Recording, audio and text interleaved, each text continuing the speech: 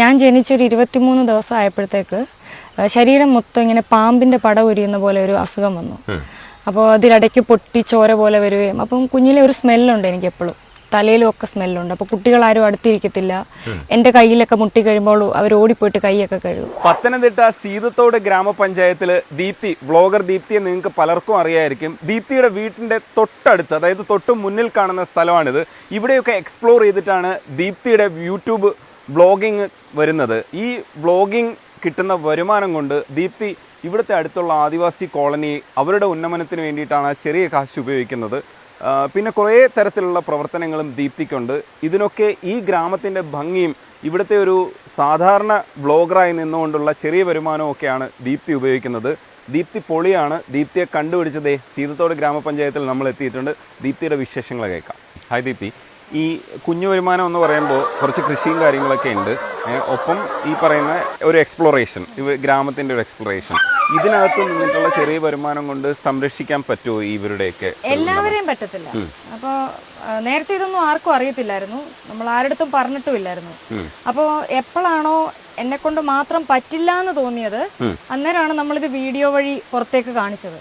അപ്പൊ ഇപ്പൊ ഒരുപാട് ആൾക്കാർക്ക് അതൊരു എന്താ പറഞ്ഞ വിഷമമായിപ്പോയി. സ്വന്തം കുഞ്ഞുങ്ങളൊക്കെ ഉള്ളവർക്ക് ഈ കുഞ്ഞുങ്ങൾ ഇങ്ങനെ കാട്ടിക്കിടക്കുന്നതൊക്കെ കണ്ട് വിഷമമായിട്ട് ഇപ്പൊ അവരുടെ മക്കളുടെ പിറന്നാളോ അല്ലെ വീട്ടിൽ എന്തെങ്കിലും വിശേഷ ദിവസം ഉണ്ടെങ്കിൽ ഇപ്പൊ ഇവരോടൊപ്പമാണ് അവർ ആഘോഷിക്കുന്നത്.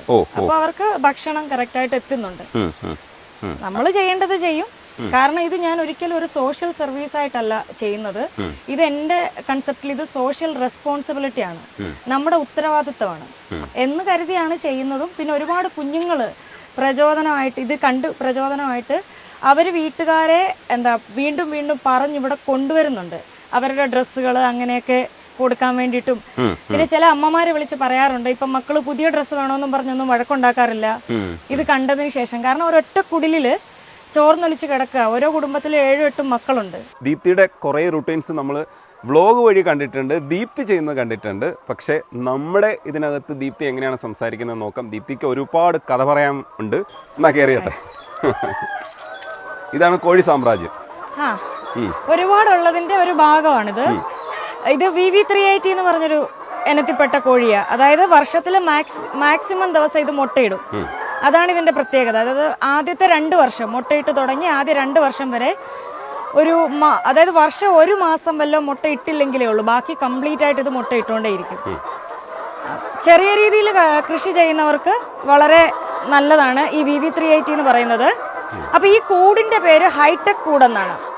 ഹൈടെക് കൂടിന്റെ പ്രത്യേകത എന്താണെന്ന് വെച്ചാൽ ഇവിടെ ലേബേഴ്സിനെ വളരെ കുറച്ച് മതി. 4-5 ആൾക്കാർ ചെയ്യുന്ന പണിയാണ് കുറഞ്ഞു കിട്ടുന്നത് ഈ ഒരു ടൈപ്പ് ആകുമ്പോൾ. ഇതിൽ നമ്മൾ ഫുഡ് ഇട്ട് കൊടുക്കും, മുട്ട ഇങ്ങോട്ടേക്ക് വരും. മുട്ട ഇങ്ങോട്ടേക്ക് ഉരുണ്ട് വരുമ്പോഴത്തേക്ക് ഇത് കൊത്തി പൊട്ടിക്കുന്നതൊക്കെ കുറവായിരിക്കും. നമ്മൾ ഇതുപോലെ 2 ടാങ്ക് അല്ലെങ്കിൽ ബക്കറ്റിലാണ് വെള്ളം നിറച്ച് വെക്കാറുള്ളത്.